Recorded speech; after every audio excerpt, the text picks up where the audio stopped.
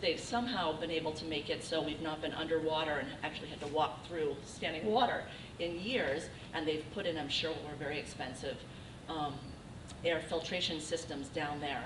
So the must isn't quite as bad, although people who, I've heard other teachers tell me who have allergies that it bothers them still, but it's so much better than it ever used to be.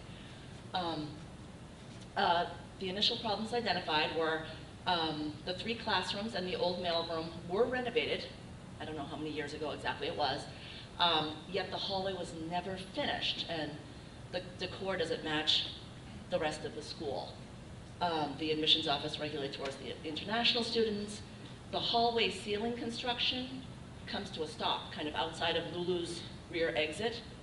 I don't know if you've ever noticed that. Ceiling, and then all of a sudden, all done. And the entire hallway, and I'm sure they spent a fortune on it at one point, are lined with many, many bulletin boards that aren't even used. Or, you know, at the start of school, when I moved down there, I remember Mark and Lebeck came to me and said, do you have any posters you want to put up? I said, no, I've always been one of those people who goes from classroom to classroom. I don't have any posters. I kind of wander sort of thing. So everyone's kind of slapping posters up at the last second, and it really looked like we slapped posters up at the last second. Another big problem was it's a noisy hallway, and I know that that's not as easy to solve than the aesthetic sort of stuff. But so you've got the tutoring rooms, and you've got the far end of the hallway where there used to be a mail room. They redid it and everything, and now that's a skills center reading area. And there used to be kids that came and went there, but now those teachers, I think, are taking kids other places. But they still have, for the FLES room beside me, the kids, because they're practicing their language, sit out in the hallway and they're talking into iPads and saying, me llamo Joey, me casa yellow, sort of thing. And they're out there screaming into their iPads, and I'm constantly stepping out going like this. But truth be told, they used to practice in the room I sit in. It was called the workroom, I think. So they would just put kids kind of into that closet area and they would work. And now I've squatted there, and so now they sit in the hallway, and sometimes they're laying on the floors, and tourists will come through and they're laying all over the floors and smelling musty, and again, just. Another thing I didn't put on the slide is the international kids who are down there all day pay more tuition than the boarders for many reasons, for all the paperwork. They get free tutoring twice a week to help them with their additional language skills.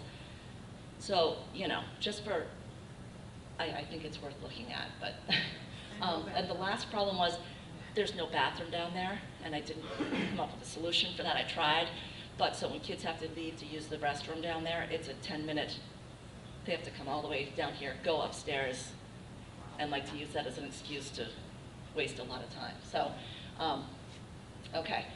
So I tried to give you some before pictures. This is the, I like to call it the Hyde ramp to the armpit sort of thing. And this is the whole hallway. You can see the ceilings there. I added these because this is, for those of us who have lived in the dorms before, sometimes we have to get really creative with our spaces and with the students. And there are a couple spaces that aren't really used, but I don't know if we can use them. I know we have fire codes and stuff, but each of the dormitories to the Hydes, the basement entrance, has space. You can't really see it in that picture. I had another one that was better. And they're closed off by these cool antique doors and glass. And for those of us who raised our kids in the dorms, this is always where we stored big wheels and bikes and strollers and stuff like that. But truth be told, when we get the email that says, the fire marshals are coming through, we have to move our big wheels and stuff and make it look like we actually keep them outside, sort of thing. But it actually does hold quite a bit in there.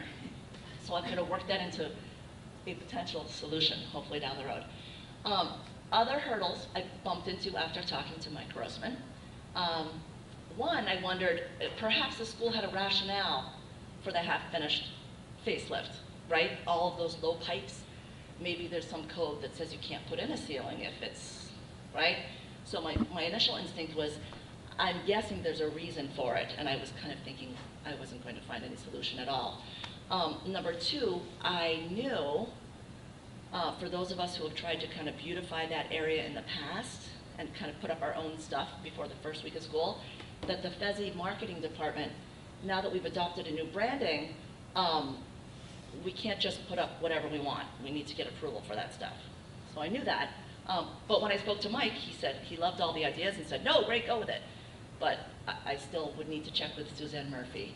But I didn't hear back from her, and I know she had people in there this week. So aesthetics, I kind of broke it into aesthetics and functionality here. First of all, remove all of the bulletin boards because they're not used, right? Overdue renovations, the lighting and the pipes, some sort of coverage for that, and coverage, carpeting replacement. They specifically put in these little individual square pieces of carpeting, so if a student spilled a hot chocolate or something that stained, they could just pull it up easily. Maybe they've been replacing them as we go, I don't know. Oh, I know I've had to wear rain boots in some years to walk through the hallway, so I'm not 100% sure that that's ever been replaced. But Mike said we could do that in-house, that we designed it that way on purpose so that we could pull them up, and he said we have them stored someplace, so that, you know, might be good to work that into the rotation a little more often to help the musty thing. So would love, and this would be, I think, kind of easy, fresh coat of paint to match everything else around here. In the woman's bathroom across from development, they've got those handy dandy little air fresheners that go off every once in a while. Maybe if we put one at each end of the hall on a rainy week, it might help cover some of that smell. Need more of those everywhere. More of those everywhere. They're smelly little boys, yeah. The drop ceiling, can we make it match the memorial basement? I wanted to have time to research if there was any other sort of cool industrial tin or metal looking thing that could cover it to make the tunnel look a little bit like a tunnel, like a science museum sort of effect, but I ran out of time. And the block carpeting, which he gave me the colors for. So I thought maybe, and again it would have to go through our marketing department, to come up with 2 themed hallways. I mean, the only thing, and my picture's not very good there, but this little tunnel is really only used for, Mr. Bannister, you guys use it for the birds, right? So I thought, why not make it like a bird hallway? Will did this all for me. I barely figured out how to do it. But with this handy dandy machine, we can cut out letters, we can cut out silhouettes. So we couldn't get these quite as big as we wanted. Math is not my thing.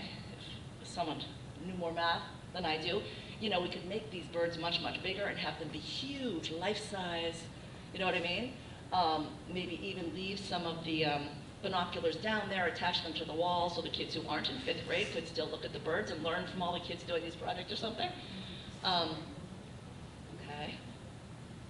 And the other side of the hallway, which in desperation in past years, I've actually gone down to the art department and after the last day of school and said, what projects didn't kids take home? And I've pilfered the art department and stapled stuff and taped it to that wall, and then the whole year gone out and retaped it, so it's been a mess. Part of the problem, I think, is the dampness. So we looked at, there are companies where you can buy whole wall wraps. So I thought we could either put something like this here, or we had also talked about the idea, Dick Gaskell wanted to show off more artwork. Up in the hallway, he had put some like IKEA looking, I think they're meant for curtains or something, this tiny metal, very inexpensive thing, and I thought we could also hang student pictures, maybe keep them of birds. I just don't know if they'll warp. You'll see we put down the Reed posters at that end of the hallway that I know I'm sure spent a fortune on at one point, and they've all warped. So they went from being held with tacks to now nails to they've all fallen off in April and May. So the moisture, so that's why the stickers I think are a good idea. The giant hallway, again, if you picture the bulletin board's gone, I thought we maybe have this a diversity or language learning or something theme, and you can buy giant wall maps that could go the entire length. So one idea was just spread out a map of the world, and stickers. Again, we could do some of them in-house, something like this we would have to buy, but I still don't think it would be that expensive. Stickers do not have anything to do with the fire code, which is good. So you'll notice, like, in the upper and lower school hallway, actually all the hallways, they have to take everything down, and this, you know, because the camps start using things, so you wouldn't have to take stuff down, you wouldn't have to worry about, I guess there's a rule where fire code says you can't cover more than 50% of the wall or 25% of the wall or something. This was another idea.